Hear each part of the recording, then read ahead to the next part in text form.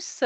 Aujourd'hui, je reçois Julien qui m'a soufflé à l'oreille que samedi était la 11e journée mondiale du don de moelle osseuse. Et voilà, comme Julien est donneur, eh bien, il va nous partager son expérience. Julien, on est tout oui. Ouais, salut à tous. Ouais, bah, moi, en fait, du coup, juste, moi, je suis inscrit sur les registres de dons de moelle osseuse. Et du coup, bah, je reçois les communications, qui font par mail et cetera pour relancer, régulièrement les inscriptions et donc voilà, je voulais le partager, c'était une bonne occasion. Et du coup, bah, en fait, le principe du don de moelle osseuse, c'est assez différent de ce qu'on peut avoir en tête, quand on parle de don, du sang par exemple ou ce qui va avec, à l'EFS. Don de moelle osseuse en fait, c'est des gens qui ont des maladies du sang ou des maladies de la moelle osseuse directement, des trucs immunitaires et cetera. Alors je suis pas médecin ni rien, mais et en fait il y a donc on peut faire des greffes de moelle osseuse, mais il y a des compatibilités génétiques très précises à avoir. Et en fait, il y a des jumeaux génétiques qui existent dans la population, mais c'est très rare et c'est très compliqué de les trouver. Pour les gens malades, en général, ils sont mis en attente et faut trouver son jumeau génétique, hem et ça peut prendre, plusieurs années et cetera.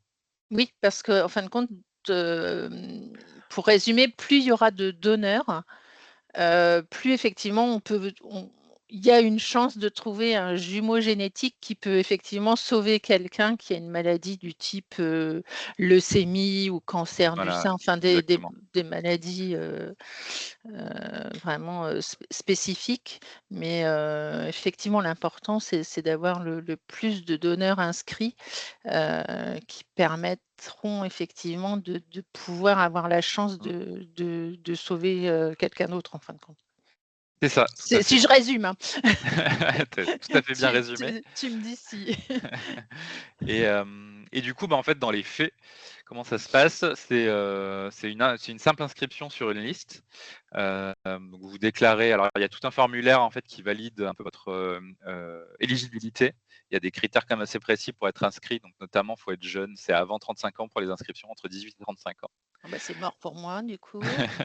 Voilà, merci Julien de me Donc ce serait rappeler pour que les plus jeunes d'entre nous. j'ai plus de 35 ans, voilà. Et en fait, ça consiste, voilà, faut remplir le formulaire pour aller quelques infos. C'est très important d'avoir ses contacts à jour là-dessus parce qu'en fait, quand il y a besoin d'être contacté, parce qu'on est détecté éligible, il faut pouvoir être contacté facilement.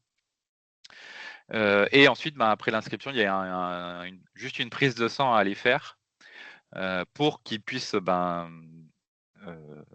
en extraire, ce fameux profil génétique qui sert à détecter l'éligibilité avec un malade. Hem et en fait, à partir de là, du coup, souvent il se passera rien parce qu'en fait la compatibilité elle est tellement rare que, c'est finalement quand on est inscrit, ça va être statistiquement assez rare d'être appelé en tant que donneur. Je crois que j'ai vu une stat hier en relisant le site, qui disait quand un donneur est appelé déjà, hem, c'est après 8 ans après son inscription en moyenne. Donc on voit déjà que voilà, ça c'est des cas statistiques qui délayent tout ça dans le temps et dans la masse, quoi. Donc potentiellement, alors ça par contre j'ai pas vu de stats, mais effectivement un donneur qui est inscrit donnera potentiellement jamais, parce qu'il n'y a pas eu de compatibilité trouvée avec un malade. C'est une OK. première chose. Et deuxième chose, après, une fois qu'on est appelé, donc ça, moi, je connais pas l'expérience, hein, je ne vous parle que de ce qui est, exposé, par les associations et cetera. Donc on est appelé, il y a tout un mécanisme avec l'assurance maladie qui fait qu'en fait, on a des congés, payés qui sont déclenchés, payés par l'assurance maladie et cetera, dédiés à ça. Oui, c'est un Heu, arrêt comme un arrêt maladie en fin oui, de je crois, ouais, compte. mais il y a, Mmh. alors je sais pas si ça rentre dans un cas bien précis pour ce truc-là. Un truc impératif de soins pour quelqu'un d'autre, quoi. Mais en tout cas, voilà, c'est couvert. Les entreprises, normalement, sont au courant et cetera. Et du coup, après, il y a 2 méthodes principales de récupération de la moelle osseuse, on va dire. La première, c'est un médicament qu'on vous donne et qui produit une surgénération de la moelle osseuse, qui passe dans le sang, du coup.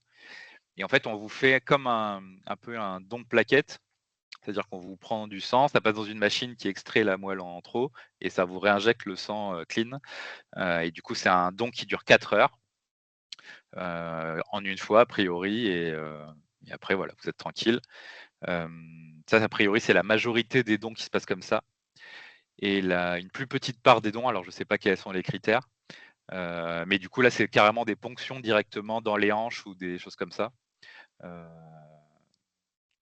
et notamment, bah, là, ils insistent en l'occurrence pour dire qu'il y a beaucoup de confusion souvent quand on dit don de moelle osseuse, on imagine que c'est la colonne vertébrale.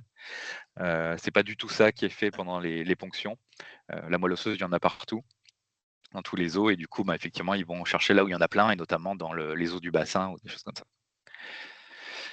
OK. Du coup et j'ai vu aussi que l'inscription, sur les listes était simplifiée. On peut faire une inscription en ligne, avec et on reçoit un kit de prélèvement aussi. J'ai donc Oui, alors ça, effectivement, ça c'est à ouais, mon époque, c'était pas comme ça. Donc moi, j'étais allé voilà. faire une prise de sang dans un labo, effectivement, Mmh. dédié. Peut-être que maintenant, c'est plus j'ai vu qu'il y avait le test salivaire là, peut-être que ça suffit Voilà, effectivement, tout je à connais fait, pas ouais. assez le Oui, détail, oui, ouais. donc ça simplifie quand même l'accès, à l'inscription. Ouais, tout à fait. Voilà. Et Et si oui, pour repréciser sur les critères d'inscription, donc là, on a dit que vous pouvez vous inscrire avant 35 ans. Hem, Par contre, une fois que vous êtes inscrit sur la liste, potentiellement, vous pouvez être appelé jusqu'à tard. C'est-à-dire qu'il y a des dons jusqu'à 60 ans, on peut être appelé pour un don, une fois qu'on est inscrit sur la liste. Sauf que c'est de moins en moins possible au fur et à mesure du vieillissement des personnes parce que apparemment, ils recherchent vraiment des moelles osseuses de personnes jeunes, parce qu'il y a vraiment des notions de, comment dire? D'activité cellulaire, on va dire, qui est plus active chez les jeunes et plus calme chez les chez les personnes âgées. oui, non mais Donc oui, forcément, le ça paraît un vieillissement peu fait intuitif, que ouais, bah, oui. Mmh. c'est ça et après, bah, en fait, ils cherchent particulièrement des jeunes hommes parce qu'a priori le les hormones féminines ont aussi un effet, heu, qui dégrade un peu la génération de la moelle, enfin des cellules de la moelle osseuse et donc la cible parfaite, c'est des hommes jeunes effectivement et après, ben, de toute façon, plus il y a d'inscrits, plus il y a de compatibilité, ils sélectionnent les gens qui sont là, quoi et vaut mieux avoir plus d'inscrits que pas assez. OK, mais écoute, Julien et j'ai cru comprendre que tu faisais d'autres, dons que la moelle enfin, que tu t'es inscrit sur d'autres, dons, type don du sang et cetera. Tu Ah ouais, vraiment bah, tu ça du voilà, coup, tu moi j'avais commencé à faire des dons du sang, jeune en fait, parce que j'aimais bien le principe, et qu'il y a toujours des appels aux dons réguliers, parce qu'il y a beaucoup de manques. Donc, je faisais régulièrement des dons du sang et en fait, au fur et à mesure, du coup, bah, souvent ils testent le sang avant de l'envoyer, à l'EFS et du coup, ils avaient détecté que j'avais un fort taux de plaquettes, je crois et donc je me suis mis à faire des dons de plaquettes à la place. Je peux parler un peu du don de plaquettes éventuellement parce que c'est moins connu que le don du sang. Hem, donc un don de plaquettes, en fait, c'est plus long qu'un don du sang. Ça a duré, entre l'entrée et la sortie du centre, ça a duré 2 heures en général. Le don lui-même, il va durer 1 heure et demie.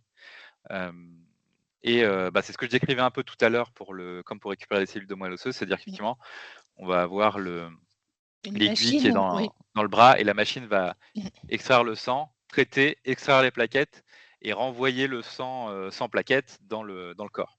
Donc c'est un peu plus exigeant qu'un don du sang. Si vous êtes sensible, je vous le conseille pas forcément, mais après voilà, vous pouvez aller essayer, hein. De toute façon, les gens sont vachement accueillants au don à l'EFS, vous serez toujours bien accueillis. Bah, en fait, c'est aussi un gros besoin qu'ils ont. Ils ont toujours besoin de plaquettes pour injecter à des gens qui sont en déficience immunitaire, parce qu'ils ont eu des accidents, ils ont eu des pertes de sang, des choses comme ça, ou pareil, ils ont des maladies avec des déficiences immunitaires et du coup rajouter des plaquettes, ça aide pour des gens hospitalisés. Voilà, donc bah, écoute, Julien, en tout cas, merci pour ton témoignage et puis, bah, Avec plaisir.